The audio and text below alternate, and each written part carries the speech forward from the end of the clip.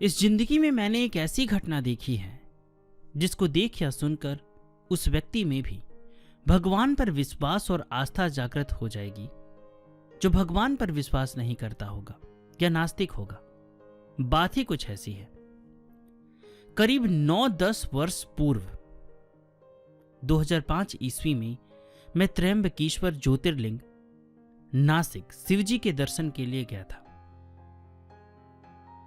एक धर्मशाला में रुका। वहां एक बुजुर्ग साहब भी ठहरे हुए थे जो मुंबई से दर्शन के लिए आए थे। हम दोनों ही दर्शन के लिए साथ साथ निकले। दर्शन करके जब बाहर आए तो भिखारियों की लाइन लगी थी। कहते हैं कि तीर्थ या किसी पवित्र स्थल में जाएं तो गरीबों, दिन दुखियों को कुछ न कुछ दान जरूर देना चाहिए। जैसे ही मैंने दान देने के लिए आगे बढ़ा, मेरे साथी ने दान देने से मना किया और कहा कि इस तरह अगर तुम धन दोगे तो ये जिंदगी भर भिखारी ही रहेंगे। मेहनत करने की आदत चली जाएगी। तुम जैसे लोग ही इनको पैसे देकर सदा के लिए भिखारी बना देते हो। थोड़ा आगे चले तो घास बेचने वाली महिलाएं खड़ी मिली। उन्होंने पास आकर विनती की कि घास लेकर सामने खड़ी गायों को खिलाएंगे तो पुण्य लगेगा। पर यहां भी उन साहब ने मुझे मना कर दिया और कहा कि ये सारी गायें पालतू हैं। इनके मालिक सुबह सुबह इनका दूध दूकर जानबूझकर घर से बाहर निकाल देते हैं और शाम को घर ले जाकर फिर इनका दूध दूहते हैं। दूध दूहकर सुबह शाम कमाते हैं। गायों को घास खिलाना उनके मालिकों का कर्तव्य है। मैं फिर चुप हो गया। मुझे उनकी बातें मिर्च जैसी लगी। देखने में तो वे साहब धनवान और सुखी संपन्न लग रहे थे। इतने में सलीकेदार स्वच्छ कपड़े पहने एक व्यक्ति ने दान की याचना की। उसकी दोनों बाहें नहीं थी। मैंने चुपके से उसकी शर्ट की जेब में कुछ रुपए डाल दिए। धर्मशाला लौटे तो पता चला कि वे सज्जन पुत्र पौत्रों वाले हैं। मैं गोंदिया अपने घर वापस जाने को निकला तो वे भी मेरे साथ हो लिए। बस स्टैंड पर पहुंचकर हम दोनों नासिक जाने वाली बस में बैठ गए। उनके पास बिस्किट का पैकेट था। वे उसे खाने के लिए खोल ही रहे थे कि इतने में भिखारिन जैसी औरत, जिसके एक हाथ में कटोरा और दूसरे हाथ में गठरी थी, बस में चढ़ी। एक छोटा सा बच्चा उस दुखियारी का पल्लू पकड़े पकड़े चल रहा था। उस बच्चे का हुलिया कुछ ऐसा था कि स्वयं यमराज भी होते तो उन्हें भी उस पर दया आ जाती। पर उस दिन होनी कुछ और ही थी। बिस्कुट का पैकेट मेरे साथी के हाथ में था। उन्हें तो पहले से ही भिखारियों से नफरत थी, पर उन्हें शायद यह नहीं पता था कि कभी कभी वक्त इतना खराब चलता है कि भीख मांगने के सिवाय और कोई मार्ग दिखाई नहीं देता। उस औरत ने जैसे ही खाने को कुछ मांगा, उन्होंने उसे खूब डांट डपट कर धिक्कार दिया।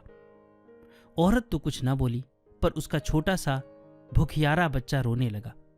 इस पर औरत गिड़गिड़ाकर बोली कि मेरे लिए ना सही, पर इस बच्चे की खातिर ही कुछ खाने को दे दो। सुनकर उन बुजुर्ग ने गालियां देते हुए उस भिखारिन जैसी औरत को बच्चे सहित बस से नीचे उतार दिया। उन्हें ऐसा लगा जैसे यह औरत ढोंग कर रही है। उस औरत को बेहद दुख पहुंचा और बच्चा भी जार जार रोने लगा। जाते जाते वह बोली, आज जो तुमने मुझे और मेरे अबोध बच्चे को धक्का देकर भगाया है, अपने पैसे और समृद्धि पर इतना घमंड कर रहे हो, पर देखना कि एक दिन बच्चा और पैसा ही तेरी मृत्यु का सबक बनेगा। यह सब इतना जल्दी घटित हो गया कि मैं कुछ भी समझ नहीं पाया, पर ऐसा तो लगा कि औरत ने बुजुर्ग को कोसा है और बद्दुआ दी है। मुझे भय लगने लगा कि यह बद्दुआ कहीं सच ना हो जाए, मगर उस अनजान को तो कुछ फर्क ही नहीं पड़ा और बड़े आराम चैन से सफर किया। रेलवे स्टेशन पहुंचकर हम अलग अलग हो गए। वह मुंबई की ओर और मैं गोंदिया की ट्रेन में बैठ गया। बात आई गई हो गई। कुछ वर्षों बाद मुझे वह बुजुर्ग वार का ख्याल आया। मैंने डायरी से उनका मोबाइल नंबर ढूंढा और उनका हाल चाल जानने को मुंबई फोन लगाया। फोन घर वालों ने उठाया और बताया कि उनका देहांत कुछ वर्ष पूर्व ही हो गया था। मुझे सुनकर बहुत दुख हुआ। कारण पूछने पर पता चला कि उनका आधी रात में उठकर पानी पीने की आदत थी, इसलिए पानी का भरा गिलास वे बिस्तर के पास ही रखते थे। उस दिन उनके पोते ने खेलते खेलते चवन्नी उस गिलास में गिरा दी। आधी रात को अर्ध निद्रा में उन्होंने उस गिलास का पानी पिया और वह सिक्का उनकी श्वास नली में जाकर अटक गया। किसी को बुला सकने से पूर्व ही उनके प्राण पखेरु उड़ गए। सुबह जागने पर घर वालों को मालूम पड़ा कि यह हादसा हो चुका है।